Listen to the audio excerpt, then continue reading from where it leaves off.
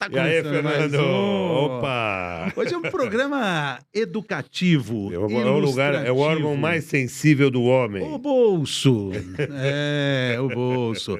Hoje a gente vai decifrar aquelas palavrinhas que a gente ouve por muitos e muitos anos. Taxa Selic, renda variável, CDB, CDI, renda fixa. GPM, Coisa é mais não sei o isso? quê. Caramba! Hoje é o dia de aprender. De hoje não passa. Hoje a gente tem um especialista no assunto.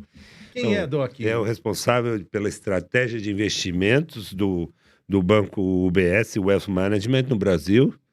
O doutor Ronaldo Patá, administrador, que trabalha há 30 anos no mercado financeiro.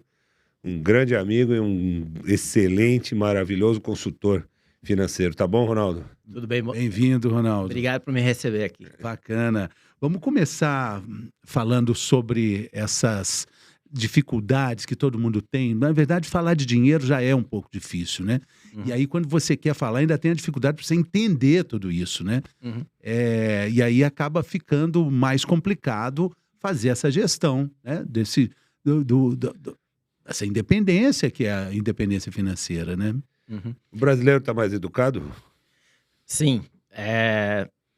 Nos últimos anos, houve uma profusão muito grande de consultores financeiros se formando no mercado, o que tem ajudado a aumentar a popularidade do mercado financeiro. Até poucos anos atrás, o Brasil, que tem 200 milhões de habitantes, tinha só 500 mil pessoas registradas para operar na Bolsa.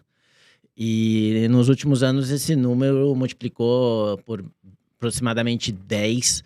Então, existem muito mais pessoas interessadas no mercado financeiro e muito mais gente interessada em explicar e comunicar o que acontece no mercado financeiro, o que está ajudando, aos poucos, as pessoas a ficarem mais educadas, mas isso é um processo muito longo, né? Porque a gente tem que entender outras coisas. Por que a renda fixa também é variável? E tem a renda variável, a renda fixa. Puxa, por onde a gente começa, Doc? Eu acho que a gente podia começar, Ronaldo, perguntando, já que a gente está falando de 50 a mais, se existem investimentos que são melhores para jovens e investimentos que são melhores para mais velhos, para idosos e para nós que vamos dizer que temos meia idade, nós três aqui. A idade interfere no tipo de investimento que o fulano deve se envolver? Interfere em termos, né? Antigamente existia uma visão de que conforme você fosse ficando mais velho, você tinha que ficar cada vez mais conservador. Só que essa teoria está se provando cada vez menos realidade ou mais ultrapassada, porque, na verdade, conforme você vai ficando mais velho, não necessariamente você precisa ser mais conservador, porque depende de outros fatores, como, por exemplo, qual é o seu patrimônio e qual é o seu objetivo de investimento, né? Então, não faz sentido necessariamente só porque você tem uma idade X, você ser um investidor super conservador, porque você não pode correr mais riscos, que era o que se pensava no passado. Então, uma nova tese que surgiu, que faz mais sentido, é que você tem que ter os seus investimentos atrelados aos seus objetivos. E os seus objetivos são atrelados, por sua vez, ao quanto tempo esses investimentos vão demorar para maturar. Então, cada objetivo com seu respectivo tempo pode ter um perfil muito diferente. Um pode ser muito conservador e outro pode ser muito arrojado. Então, por exemplo, né, suponha que você já tenha 50 a mais, né? Você tem aí um horizonte de vida de, sei lá, 30, 40 anos, tranquilamente. Eu tenho mais uns 60. E você, Fê? Eu vou pegar pela média do brasileiro, né? Tá bom. Então, 30 anos. Só que você, por exemplo, você pode distribuir os seus objetivos em 3 caixinhas. Uma caixinha que é o seu dinheiro que você precisa para o dia a dia, que é uma caixinha chamada da liquidez. Esse você não pode correr risco, porque você vai precisar desse dinheiro, então você tem que ser uma caixinha conservadora, por exemplo. A outra caixinha é a tua caixinha da longevidade, que você vai usar esse dinheiro até você nesse seu horizonte de vida, 30, 40 anos eventualmente. Esse tem que ter um perfil diferente, porque não adianta você só deixar em investimentos conservadores, né? Você tem que ter uma diversificação maior. E você pode ter uma terceira caixinha que é eventualmente um patrimônio que nem você vai usar, vai ser sua próxima geração. E essa outra caixinha, que pode ser chamada de legado, ela pode ter um perfil muito diferente, muito mais arrojado, né? O que é chamado de arrojado, ou que tem um horizonte de investimento muito mais longo, onde teoricamente você corre mais risco, mas não necessariamente você corre muito mais risco, porque o tempo vai te ajudar a fazer com que esse investimento dê frutos, só que não vai ser você que vai usar, né? Então, é só para dar um exemplo de como não necessariamente você precisa ser conservador conforme você vai ficando mais velho, né? Interessante, né? E por que a gente precisa entender o que é taxa Selic, o que é CDB, CDI? Precisamos entender o que é isso? Sim, como você falou no excelente pergunta. Porque tem hora que não dá Você para entende, entender, mas Dó? você precisa um pouquinho. Eu costumo brincar que se o cara consegue me explicar em laranja e banana, no feirante, eu fico mais confortável. Mas tem coisa que é difícil de explicar no mercado, Bom, né? é um desafio aí para o nosso entrevistado. Pois é, mas como você falou no começo, né, a renda fixa, ela varia. Talvez é mais importante do que saber o que é Selic ou do que é o IGPM ou IPCA no detalhe, é você saber os grandes grupos de investimento, né? A renda fixa é muito diferente da renda variável, apesar das duas variarem de fato. E é importante você saber que você tem que ter renda fixa e renda variável no seu portfólio, por exemplo. Agora, dentro da renda fixa, você entra numa sopa de letras gigante, que não necessariamente você precisa entrar no detalhe, mas você só precisa saber 3 coisas, talvez, dentro da renda fixa. Tem uma que é a pós-fixada, que é uma que realmente você não corre risco porque ela não oscila. E tem outras 2 que oscilam. Uma que é pré-fixada, que você só vai saber, você sabe antes de você investir quanto você vai ganhar no final. E uma outra que você vai ganhar a inflação mais alguma coisa. E isso que oscila, né? Porque você nunca vai saber qual que é a inflação nos próximos X tempos. Então, se você souber esses três grandes blocos dentro da renda fixa, qualquer uma dessas letrinhas que você falou aí vai se encaixar numa dessas 3. E na renda variável, você não tem essa sopa de letrinhas, porém você tem uma infinidade de ações, mas todas as ações são renda variável no final. Esses são os 2 grandes blocos, né, de investimento. E todos os outros, eles derivam dessa raiz, digamos assim. Então vamos especificar melhor. Eu tenho renda fixa e renda variável. Na renda fixa, eu tenho pré-fixado, pós-fixado e o que está atrelado à inflação. É isso, são os 3 grandes grupos. Exato. Na renda variável, eu tenho investimento nas diversas empresas, nas diversas ações, mas aí tem também arbitragem, tem outras coisinhas também na variável, certo? Sim, que são operações mais sofisticadas, mas você pode fazer outros tipos de operações que envolvem derivativos. Todas as outras operações mais sofisticadas envolvem o que é chamado de derivativos, que às vezes também é um palavrão para as pessoas, né? O que é um derivativo, né? Nada mais é do que uma coisa que deriva de uma coisa básica, né? Então, um derivativo de ação é uma opção de uma ação, que é outro palavrão. Ronaldo, vamos fazer um exercício aqui bem prático com relação a investimento. Para quem está acompanhando a gente aqui, nossa telespectadora, nosso telespectador, economia de um período de vida, vamos falar de 100 mil reais. Vamos fazer suposições para esses 100 mil reais? Uhum. Você como um consultor, e como é que esses 100 mil reais podem ser investidos com mais risco, com menos risco, e como é que isso pode ser trabalhado? Uhum. O primeiro ponto para qualquer exercício de investimento é saber o horizonte de investimento, né? Aliás, mais importante coisa que você mais importante decisão que você pode tomar como investidor, né? A melhor decisão que você pode tomar como investidor é aumentar o seu horizonte de investimento. Quanto mais longo é o seu horizonte de investimento, menor é a tua chance de errar. Então, a primeira coisa que a gente pergunta é o horizonte de investimento e a segunda coisa é o que você comentou, né? Perfil, né? Conservador, moderado, arrojado. Podemos considerar um perfil moderado? Vamos falar moderado para Sim, ficar no meio termo. Para ficar no meio termo. E horizonte, vamos supor que seja um cara que tem 50 anos, que afinal de 50, contas é o que a gente está 50 e tratando aqui, poucos anos, e que, sei lá, como você falou, vai viver mais 20, 30 anos. É o dinheirinho que está ali.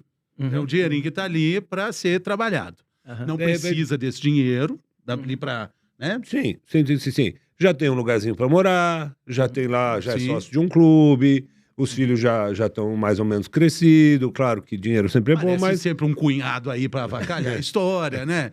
Então tá, o cara tá mais ou menos remediado, ele tem lá uma reserva de 100 mil reais, ele tem 50 anos, ele é moderado. Sim. Bom, primeira coisa é como eu falei, você tem que ter uma caixinha com liquidez. A gente vive num país, né, que tem inflação alta.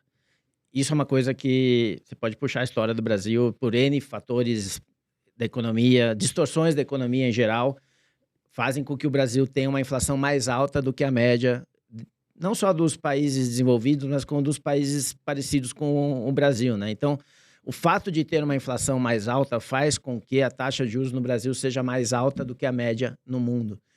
Então, isso, para nós, investidores, é uma vantagem. O fato de você poder ter investidores conservadores que têm um retorno sobre investimento alto, relativamente alto. Então, hoje, por exemplo, no Brasil, você tem uma taxa de juros de 2 anos. Não vou pegar a taxa Selic, que é a taxa de juros do Banco Central, porque ela sempre está oscilando, né? Ela está em processo de queda. Mas a taxa de 2 anos no Brasil está em torno de 10%, por exemplo, arredondando, vai. E a inflação média no Brasil, nos próximos anos, tende a ser em torno de 3%. Se tudo der certo, e geralmente é isso que acontece. Você pode ter um investimento, um percentual do seu investimento, digamos lá, pelo menos 30%, porque é um retorno relativamente alto. 30% nessa caixinha sem risco, que é o que eu chamo de investimento conservador pós-fixado. Renda fixa 30 mil ali. Sim, tranquilamente. Só que com esse dinheiro você vai usar ele para o dia a dia. Você vai ganhar, por exemplo, se você está falando que o juros está 10 e a inflação está 3, se você ficar bem careta sem fazer nada, você vai ganhar 7. Em termos reais. 7% todo mês? Não. 7% ao ano. Ao ano. Exato.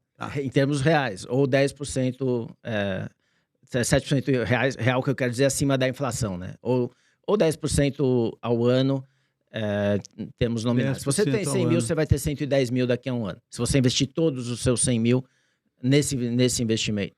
Só que aí, se tiver uma coisa muito boa, você vai ganhar também 110 mil. Você não tem...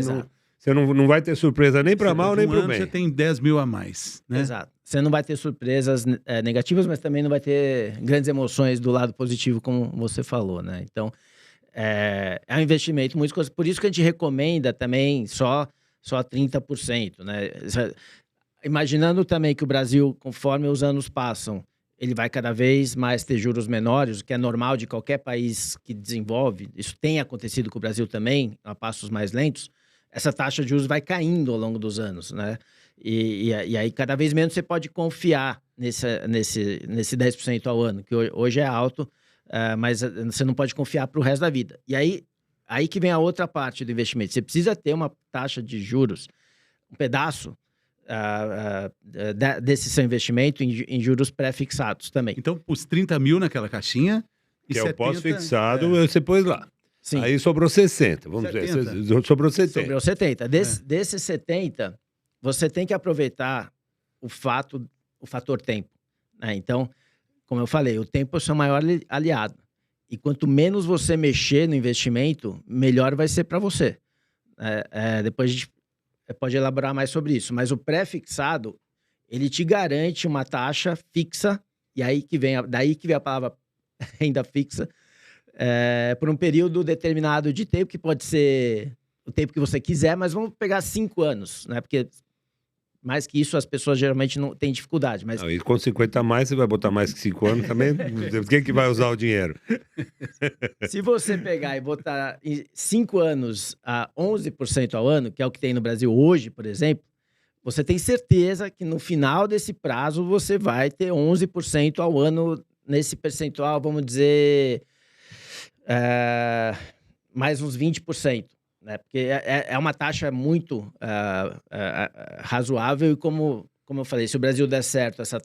Então, a cada ano ele tem... Uns 11% ao ano. 11%. Só que ela oscila no meio do caminho. E aí que está o segredo da história, né?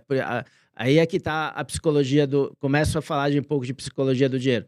Se você não pode correr a tentação de porque teve uma oscilação ruim ou boa, né? Mas a maioria das vezes nós, os humanos, temos a propensão a sair de um negócio que está indo mal.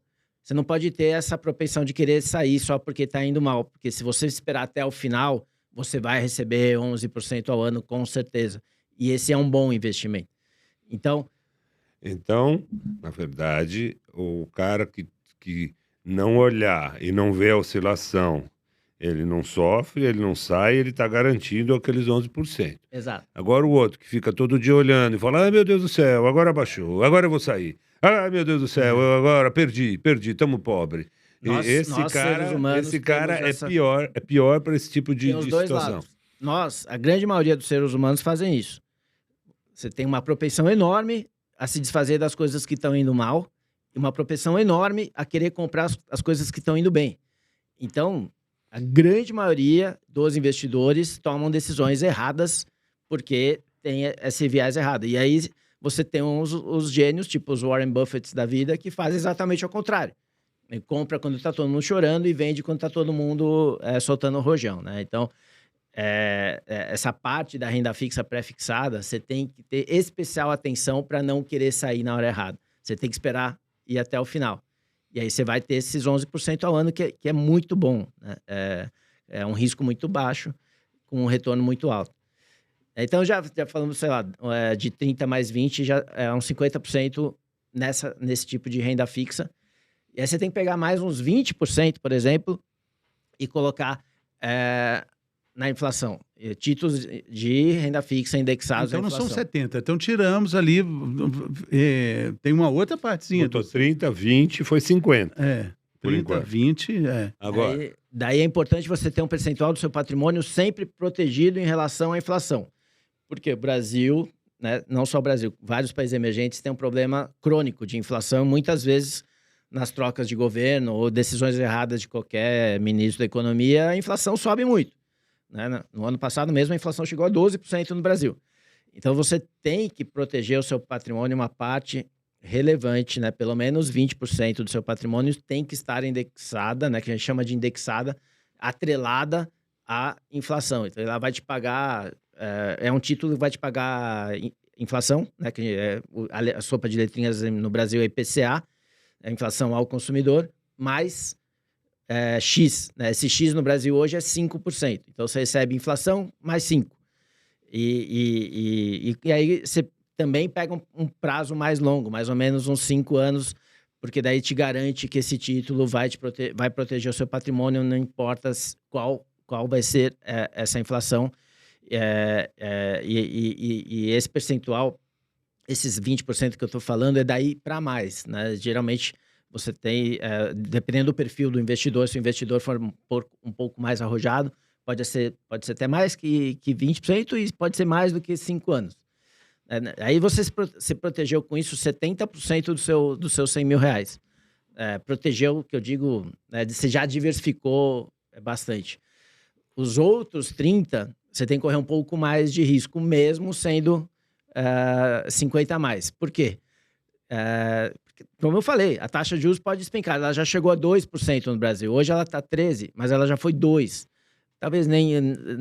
são dois extremos, mas se o Brasil virar um país de primeiro mundo, a taxa de juros não vai mais ser 13%, nem 8%. Ela pode ser 5%, como é nos Estados Unidos. E aí você tem que ter investimento em bolsa, que é o que a gente chama de renda variável. Esse investimento em bolsa tem que ser pelo menos 10%, né? 10 a 20%, por exemplo. E é esse investimento, a bolsa a médio prazo, ela tende a render mais do que a renda fixa, porque os resultados das empresas tendem a dar um resultado superior à renda fixa. E aí você tende, a valorização da bolsa a médio prazo, ela sempre tende a superar a renda fixa, né? Normalmente, né? No Brasil, às vezes tem períodos longos que isso não acontece, que, como eu falei, o Brasil tem um problema meio crônico de inflação. Mas assumindo que o Brasil vai aos poucos normalizando e sendo um país mais desenvolvido, né, que é o que tem acontecido e que a gente espera, a renda variável vai ser cada vez mais importante para nós investidores. Então, pelo menos 10% em renda variável.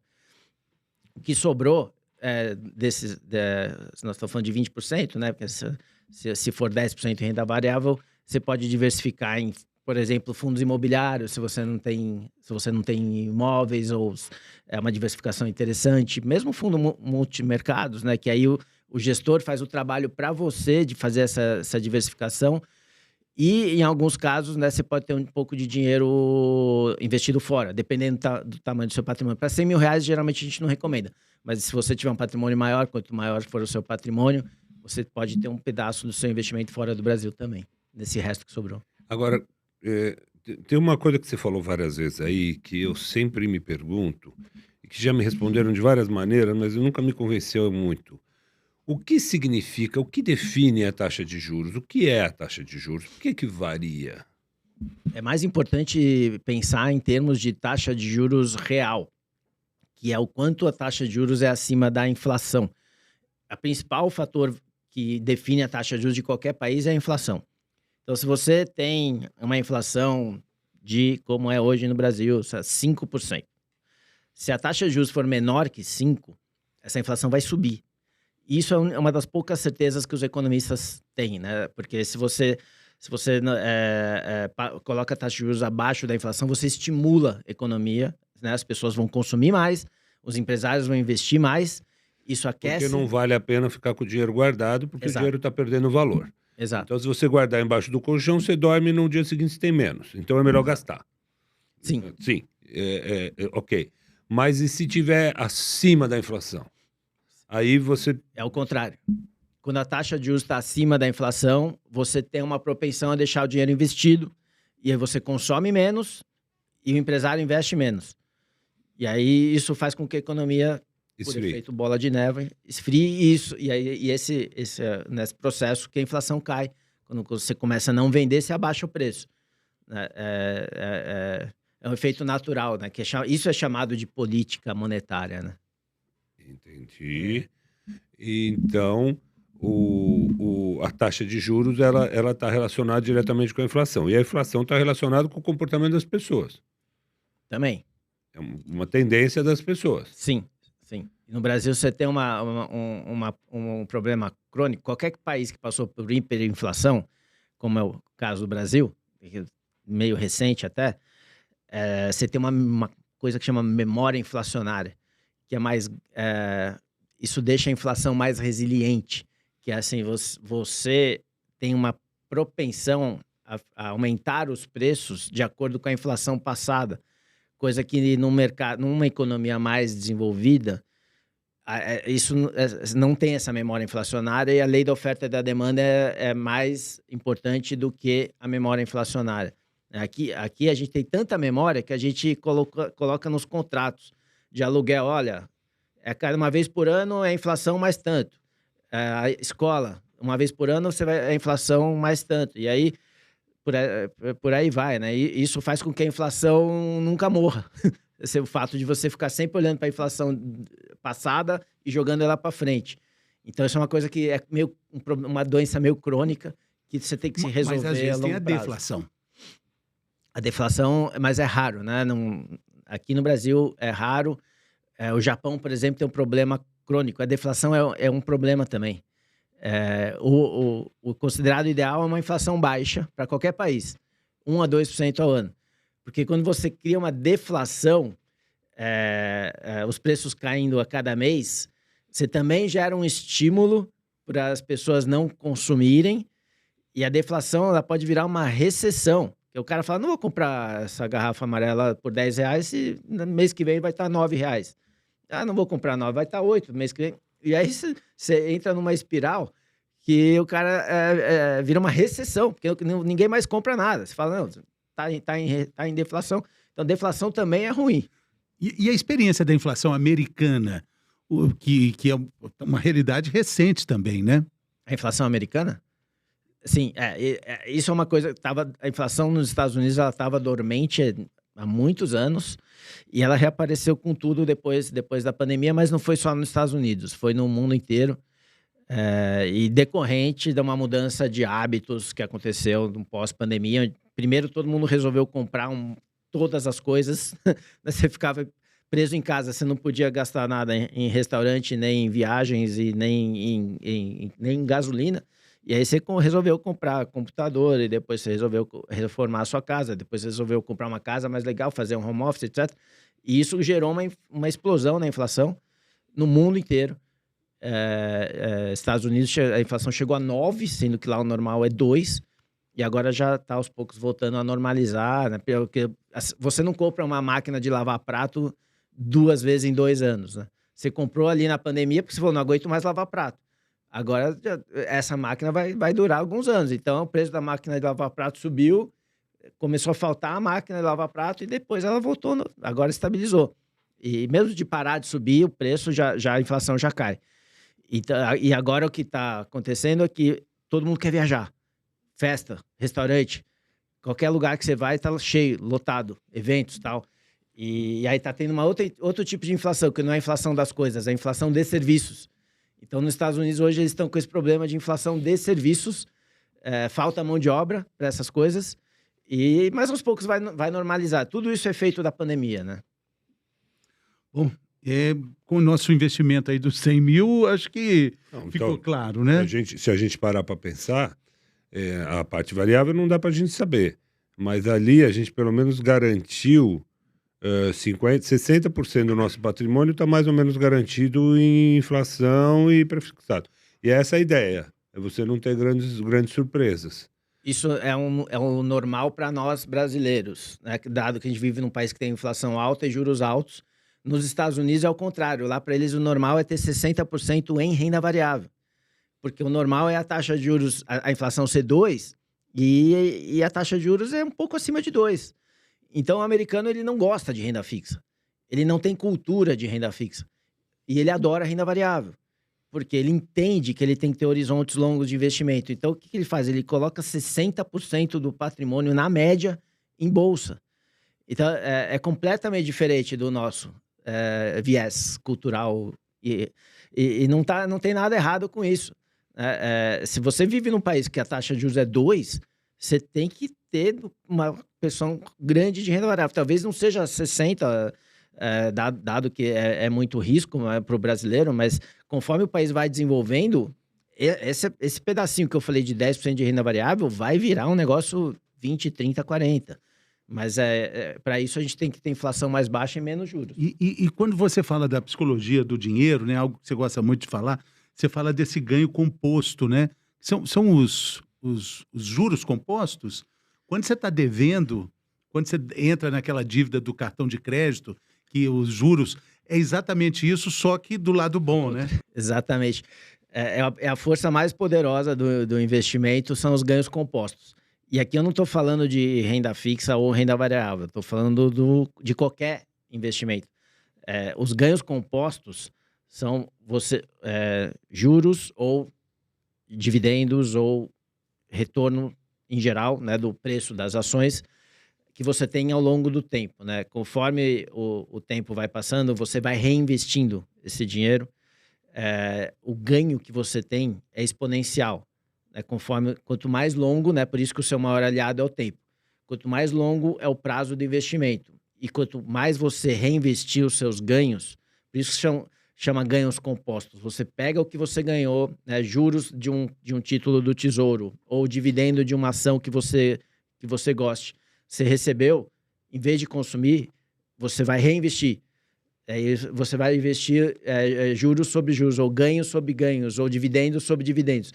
O poder que isso tem a médio prazo, né, é infinito. É a coisa mais poderosa que tem no mundo do investimento. Somado ao tempo, né, então é exponencial. Se você ficar um período pequeno, né, eventualmente não seja tão perceptível. O que é pequeno? 2, 3 anos, até 5 ainda não é o suficiente para ver o poder dos... Falando de investimento, né? Se você está pensando em juros de cartão de crédito, 6 meses já Quando você está falando em juros do cartão de crédito... mecanismo é o mesmo. São meses. O mecanismo é o mesmo. O mecanismo é o mesmo, mas a taxa de juros do cartão de crédito é tão alta que você não pode não pode nem pensar em ficar 6 meses no negativo, idealmente. Já no mundo do investimento, nós estamos falando de retornos de 10%, 15% ao ano, se der tudo certo. Então, você tem que dar tempo ao tempo. E é super importante reinvestir o que você recebe em cima do que você já tem. Porque daí o efeito exponencial é muito forte. E a grande maioria dos investidores, aí, o maior deles, Warren Buffett, o ganho que ele teve é muito maior por conta dos ganhos compostos pelo tempo que ele permanece na mesma posição em cada um dos seus investimentos. O efeito dos juros, dos ganhos compostos, no caso dele é mais dividendo do que juros, né? E valorização das ações. O efeito da composição dos retornos para ele é muito mais importante do que a genialidade dele de escolher comprar uma ação da Coca-Cola, que é o que todo mundo pensa. Todo mundo pensa que o Warren Buffett é muito bem sucedido porque ele sabe escolher as ações. Também, ele é muito bom. Ele escolheu a Coca-Cola e está lá com ela até hoje. Mas o efeito da composição dos ganhos é muito mais importante para ele do que escolher a ação. Exato. Então, aquilo que você falou de subiu um pouquinho, meu Deus, eu vou sair, baixou um pouquinho, baixou um pouquinho. Ao invés de você ficar tentando acertar qual que é o ponto mais baixo para comprar, o ponto mais alto para vender, talvez seja melhor você escolher bem e casar com aquela posição e deixar o tempo passar. É isso que você está querendo dizer? É isso, e também fazer aos poucos, né? Para você, porque tem um outro efeito da psicologia do dinheiro. Você não pode correr o risco de fazer uma grande tacada de uma vez só, né? Então, para você ficar confortável, né? Você tem que usar alguns truques para você poder aumentar o seu horizonte de investimento. Então, por exemplo, suponha que você gosta de uma empresa. Fala, não, essa empresa, eu tenho certeza que ela vai sobreviver nos próximos 30 anos, eu quero ter ela no meu portfólio, porque ela paga dividendos altos, eu gosto da gestão, eu gosto do CEO, eu gosto do conselho, eu gosto do business, né? Esse negócio vai ser muito bom, então eu quero ter muito isso.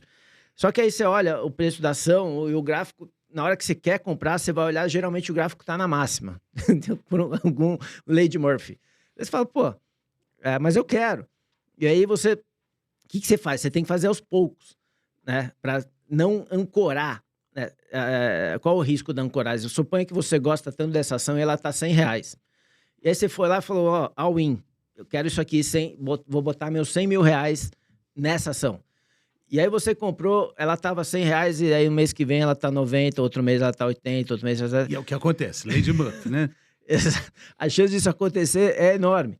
E aí você vai ficar ancorado naqueles $100 e você vai se odiar pro resto da vida, porque você pagou R$100. Você não vai poder mexer, você vai ter que esperar chegar em 100 de novo para poder imaginar que você conseguiu sair no 0 a 0. Exato. O que é ruim, né? Porque a sua propensão de querer vender, conforme o prejuízo for acumulando, vai aumentar. E aí qual que é o truque para evitar isso? Se você quer muito este investimento, deu uma ação, mas pode ser qualquer coisa, pode ser uma casa, né, também. No caso da casa não dá para fracionar, mas você compra um pedaço, né, do que você gostaria. Você compra 10%, 20%, 30% no máximo, daí você espera alguns meses, algumas semanas, meses, idealmente, vai fazendo aos poucos. E aí você não vai ter um preço ancorado na tua cabeça. Você vai esquecer, você vai fazer um preço médio, a maioria das pessoas não fica gravando o preço médio de uma ação, e aí a chance de você errar é muito menor, a chance da Lady Murphy te pegar é muito menor, e aí você aumenta a perspectiva de você manter esse investimento por muitos anos, que provavelmente vai dar certo, porque quanto mais tempo você ficar, maior a chance de dar certo. Então, É a ação da Petrobras, por exemplo, que todo mundo gosta e fala, recomenda-se para quem não entende muito, seria um paralelo? Pode ser qualquer ação, na verdade, né? A Petrobras, acho que muita gente tem falado recentemente porque ela tem pago muitos dividendos, e dividendos é uma coisa boa para o investidor, né? Porque você vê que a empresa está tendo muito lucro, e quando tem muito lucro, se você não tem lucro, você não paga dividendos, você não devolve o dinheiro para o acionista, né? No caso da Petrobras, recentemente ela tem tido muito lucro e por isso ela pagou bastante dividendo. neste momento, se encaixa, esse exemplo que eu dei se encaixa o que você falou, mas nem sempre foi assim, né? No caso da Petrobras. Sim, sim. Bom, ainda sobre só a questão da psicologia do dinheiro, você fala muito interessante isso aqui. O importante não é a quantidade de vezes que você acerta ou que você erra, mas o quanto você ganha quando acerta versus quanto você perde quando erra. Administrar o seu patrimônio é também dormir bem à noite, né? Porque essas decisões erradas, imagina, algo perto de uma depressão, né? Não, as pessoas têm que entender que todo mundo erra em investimentos. E aí, por isso que você tem que tomar alguns cuidados para mitigar o efeito psicológico do erro. Um desses, que eu acabei de citar agora, fazer os investimentos aos poucos, é um jeito de mitigar isso. Mas outra coisa que você tem que saber lidar é com o fato de que você vai errar.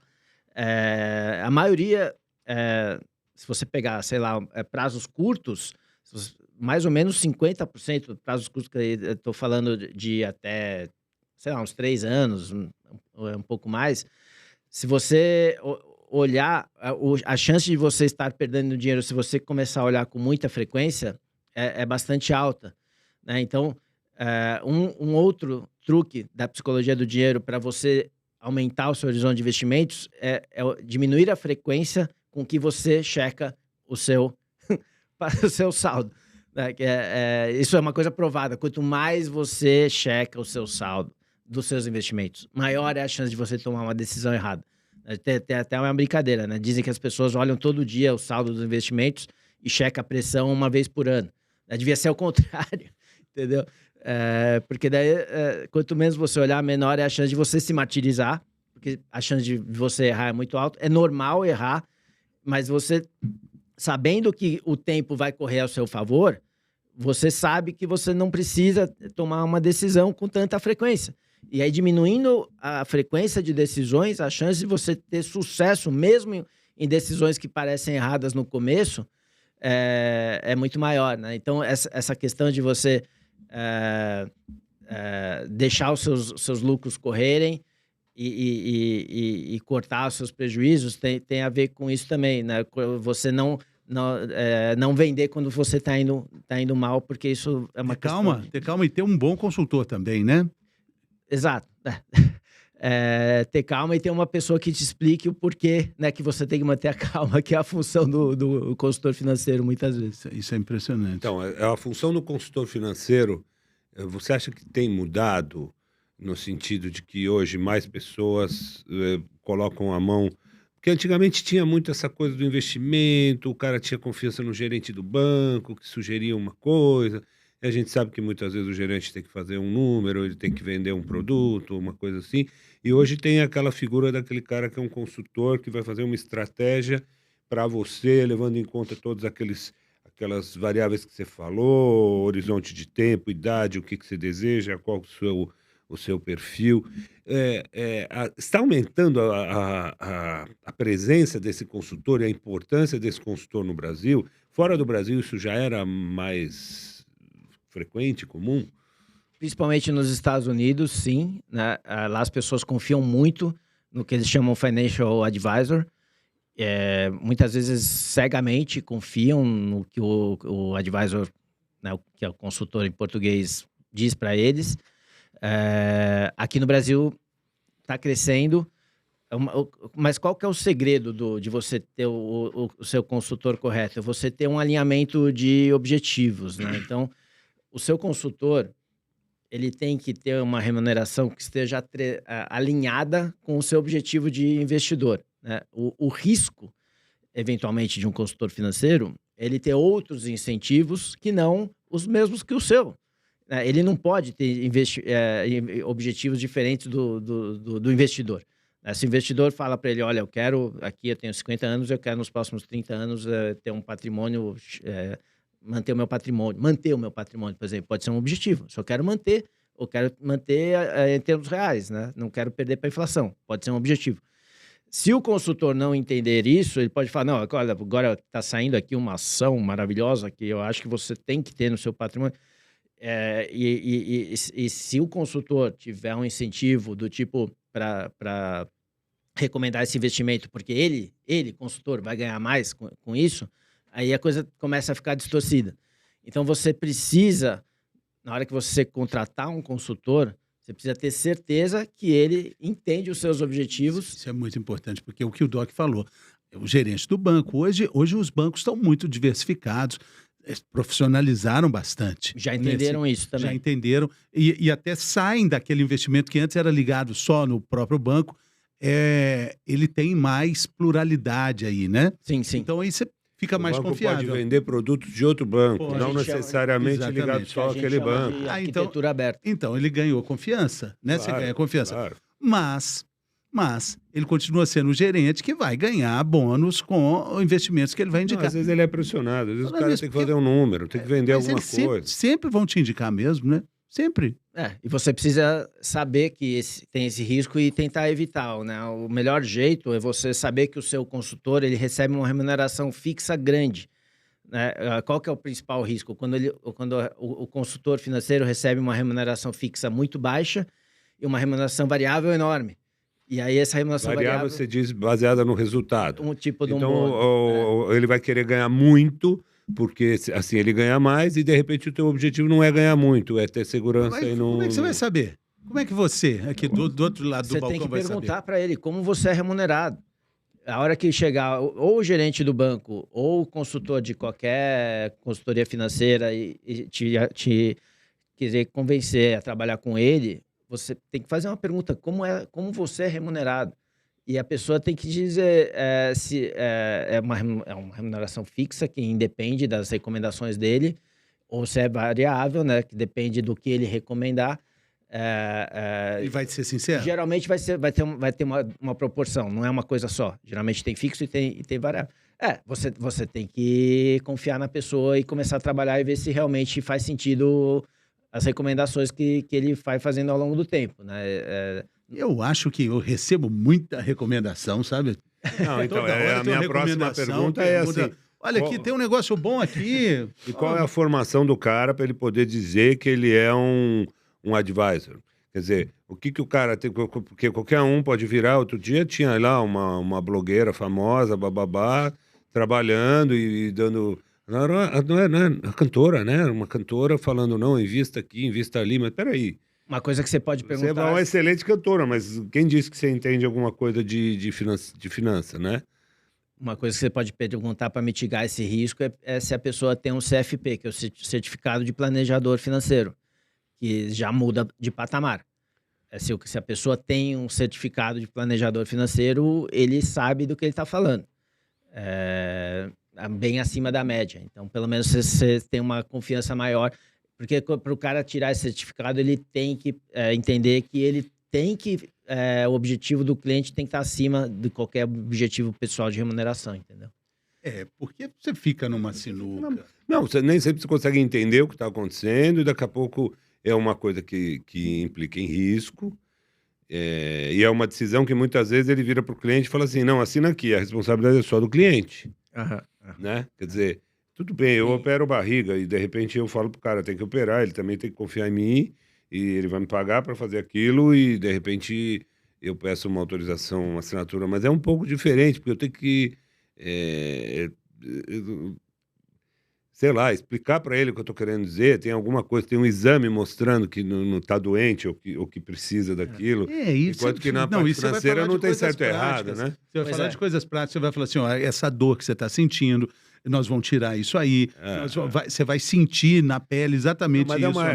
Eu estou tentando fazer um paralelo, porque é uma relação de confiança, e essa confiança ela é muito importante. Né? Mas outra coisa que você pode fazer para mitigar também esse risco é fazer a mesma coisa que você faz com o médico, que é perguntar uma segunda opinião. Né? Não ter só um consultor financeiro, independente do seu patrimônio, porque hoje em dia a barra para você ter um acesso a conversar com uma pessoa não é uma barra baixa. Assim, independente do seu patrimônio, você consegue falar com 2 bancos, ou uma assessoria aqui, outra assessoria ali, e aí pedir uma segunda opinião. Olha, estão me falando aqui, assim, legal. assim, assado. Você Interessante. concorda? Você acha que faz sentido para mim, mais importante do que falar se você concorda, você acha que faz sentido para mim fazer esse investimento?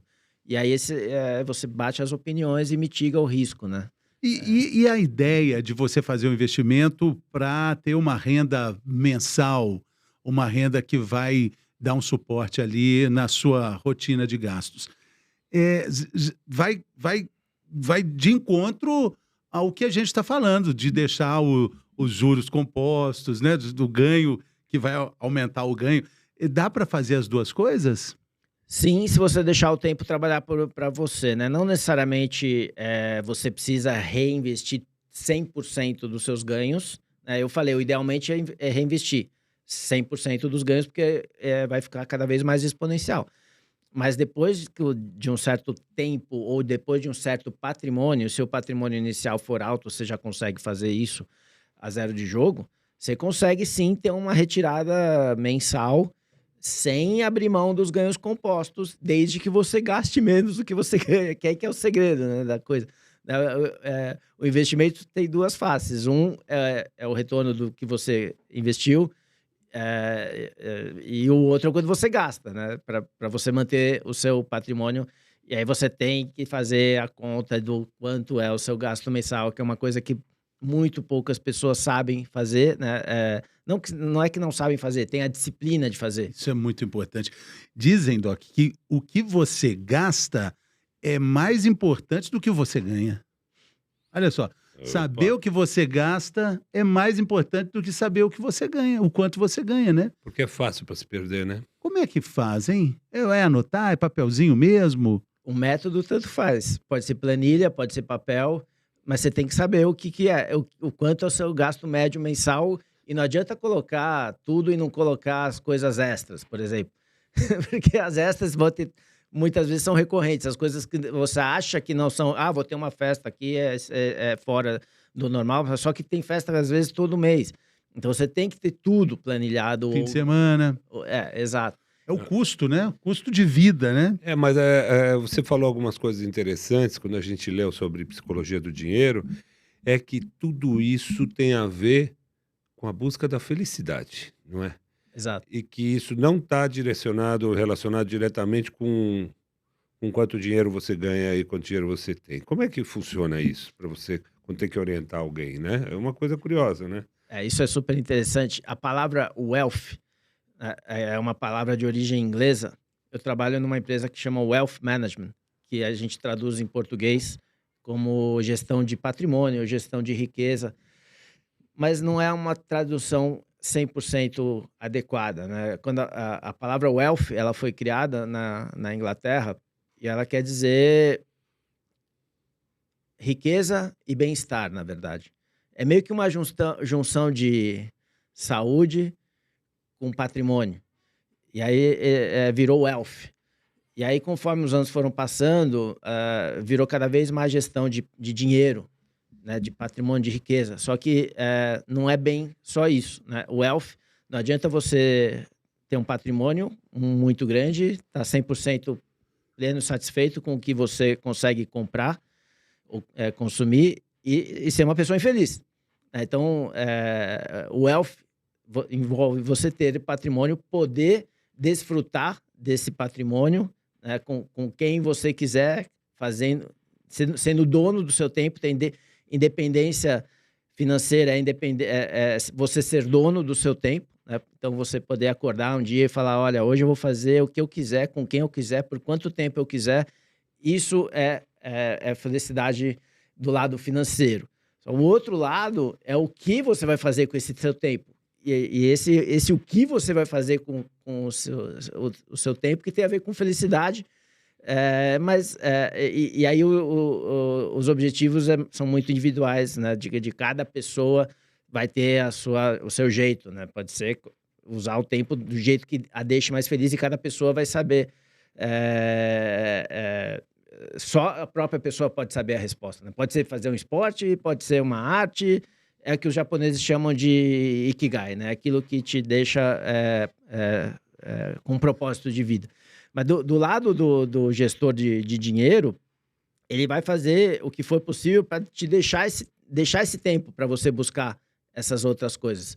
E é importante ele saber que a pessoa tem essas outras coisas, porque se ele não souber administrar o outro lado, que não tem a ver com o dinheiro, ele pode estragar o lado do dinheiro também, ou simplesmente ser uma pessoa que tem um patrimônio grande e infeliz, o que também é muito ruim, né?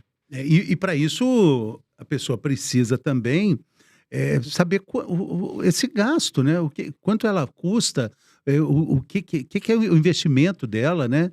Uma coisa é isso e outra coisa é saber, dependendo desse seu outro lado da moeda, que é o que vai te deixar feliz, isso aqui vai ser super importante para determinar onde você quer chegar. Porque suponha que você fale, a minha felicidade é abrir uma pousada na montanha, esse é o meu objetivo de vida. Então eu vou juntar aqui porque eu quero morar na montanha. E eu vou ter um negócio que me dá muito pouco estresse, porque para mim é uma coisa legal. O quanto você precisa juntar de dinheiro para fazer esse objetivo, que é o seu objetivo final de vida, pode ser muito menor do que se você não souber o que você quer fazer. Então, uma coisa é o quanto você gasta e outra coisa é onde você quer chegar. Porque, às vezes, uma outra parte, a parte muito importante é qual é a expectativa, né, de final de patrimônio, que é muito ligado ao que você quer fazer da vida. Você não precisa ter necessariamente um patrimônio que seja... principalmente quando você começa a comparar com pessoas que têm muito dinheiro e que você não precisa chegar no mesmo patamar. Porque não vai chegar, né? Pode ser frustrante. Primeira coisa que pode ser super frustrante o processo. E segunda coisa é que você não precisa. Você pode simplesmente chegar com... Olha, meu gasto mensal é tanto, o meu gasto anual é tanto. E eu vou conseguir, com os meus investimentos, ganhar tanto mais X. Isso em 10 anos vai me dar um patrimônio que vai me deixar o tempo para eu fazer as outras coisas da vida que me deixam feliz. E esse patrimônio que é bom você ter uma ideia, porque dependendo de onde você quer chegar, muda demais a estratégia de investimento. Então, por isso que o seu consultor financeiro também, idealmente, ele tem que saber esse seu objetivo, né? Que é difícil. Muitas vezes. E alguma vez na vida você já chegou, por exemplo, um cliente chegar a falar, não, eu quero isso, e ser uma coisa totalmente fora de propósito, uma coisa que ele não ia conseguir, ou um cliente muito, muito mais velho querendo fazer um investimento, assim, o que acontece no dia a dia? Ou as pessoas são razoáveis nessa... A maioria que a gente vê no dia a dia são as pessoas querendo ganhar muito no curto prazo. Mas isso eu quero também. Você também, Fernando? Que é um erro. Tudo bem, é um erro, mas eu quero. Tem um negócio bom chamado pirâmide. Rapidinho, né? Não, então, mas... E outras coisas que é tomar a decisão errada do tipo, como eu falei, né? Você começa a ter perdas e você quer parar com essas perdas e aí você toma a decisão no momento errado. Porque, por exemplo, tem pessoas que não têm apetite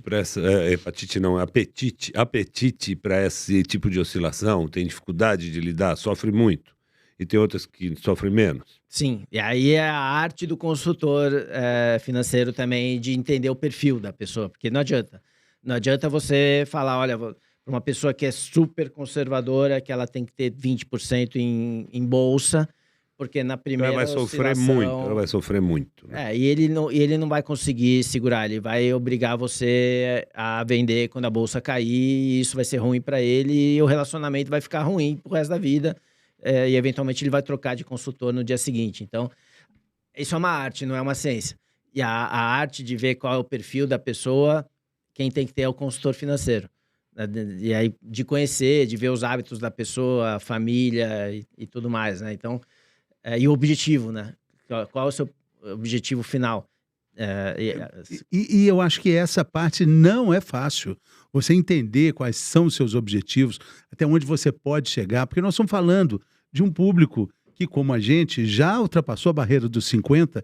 Como é que a gente pode planificar isso, entendendo que a produtividade vai diminuir, a idade vai avançar, e você não vai ter esse O cara lucro. quer aposentar também. Eu tenho um monte de cara numa cidade que hoje, já fala... imagina. Segunda de manhã não Tem que quero trabalhar trabalhar. até os 90. Não, você Vamos trabalhar é uma até coisa. uns você não precisa- 97 anos.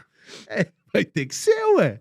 Eu tenho planejamento de estar trabalhando aí, pelo menos até uns Mas não tem nada errado 96. com trabalhar. O que você tem é saber onde você vai gastar esse seu patrimônio, já que você vai trabalhar tanto. Né? E com o quê? Né? Suponha que você fale, não, eu quero viajar todo ano. E aí você tem que colocar, pode ser um objetivo. Né? Eu quero gastar tanto por ano em Trocar de viagem. carro todo ano, né? Trocar de São carro. objetivos, né? Mas mas tem uns objetivos meio bestos também, né? É que no nossa... Depende de quem. Nos 50 a mais... Se o cara é Eu quero besta, trocar de carro ele vai todo ter... ano, mas- Não, mas se o cara é besta, ele vai Porra. ter objetivos bestas mesmo, assim. Geralmente os 50 a mais já tem uma maturidade maior e, por exemplo, geralmente uma viagem espetacular. Não, Mas é. o carro não é incomum, não. Não, não é. Ou então falar assim, quero comprar um vinho, isso, aquilo. Eu não sei, Vinho? não consigo... Sei lá, fazer uma adega com uns vinhos caríssimos e tal. Tem de um tudo, monte, né? Tem de todo tipo de objetivo. E tudo bem, o dinheiro é dele, né? Desde que caiba naquele orçamento e dentro das expectativas. É isso. Eu acho que a lição que fica é essa. Entenda onde você está, entenda até onde você pode e deseja chegar. Esse é o desafio para o planejamento financeiro, né? Quem é você? Se você suporta Quem ou é não você? acordar de manhã e descobrir que a bolsa caiu e que se você vai conseguir viver a isso e esperar subir de novo, ou se você vai se desesperar e querer sair correndo, né? Exatamente. Um apetite, né? E na psicologia do dinheiro, né? Que você fala que são as coisas que você não pode colocar em risco, né? Muito legal essa lista, né? Uhum. A sua liberdade, a sua independência, a sua reputação, sua família, seus amigos e sua felicidade. Exato. Né? aí Nada disso tem preço, né? Nada disso tem preço. Não está à venda, né? Isso não está à venda. Exato. Isso nós não vamos negociar isso, né? Porque se você perder qualquer um desses, você não tem como repor, o dinheiro não vai repor isso, né? Exato. Então, por isso que você tem que ter princípios, né? Essa listinha que você acabou de listar são intocáveis, né? Você jamais pode correr risco de perder qualquer uma dessas coisas, porque senão o preço é muito caro. É interessantíssimo, né? Muito bom. Porque não é uma questão do quanto você pode ganhar ou do quanto se ganha, mas é a questão do quanto isso vai impactar na tua vida. Não é a quantidade, não é o valor, né? Exato, são coisas intangíveis. A grande dificuldade que a gente tem na vida é lidar com coisas que não têm preço. Porque tudo que você tem uma etiquetinha de valor, é mais fácil. Fala, isso para mim não vale a pena, isso é muito caro. Não, isso sim. Mas, por exemplo, a sua reputação, por exemplo, a sua reputação em relação aos seus amigos. É uma coisa que talvez isso não tem preço nenhum. E você, por exemplo, não pode correr o risco de recomendar, você, por exemplo, como consultor financeiro. Você vai fazer uma recomendação porque você acha que aquilo vai te dar muito dinheiro profissionalmente, mas não necessariamente é bom para essa pessoa que você recomendou. Se der errado, você pode perder uma amizade, você pode perder o relacionamento com alguém da sua família, e isso vai te deixar ruim para o resto da vida, vai te tirar a sua paz de espírito para o resto da vida. Então, você tem que partir desse princípio para tomar qualquer decisão de investimento. Muito bem. Isso aí. Bom, muito obrigado, Ronaldo, pela aula aqui. Valeu demais. E vamos evoluindo essa conversa, né? Assim, eu acho que primeiro a gente precisa ganhar dinheiro para poder investir. Né? Tem essa também, né? Obrigado, Ronaldo, pela tua vinda muito aqui, obrigado. cara. O prazer foi meu. Obrigado.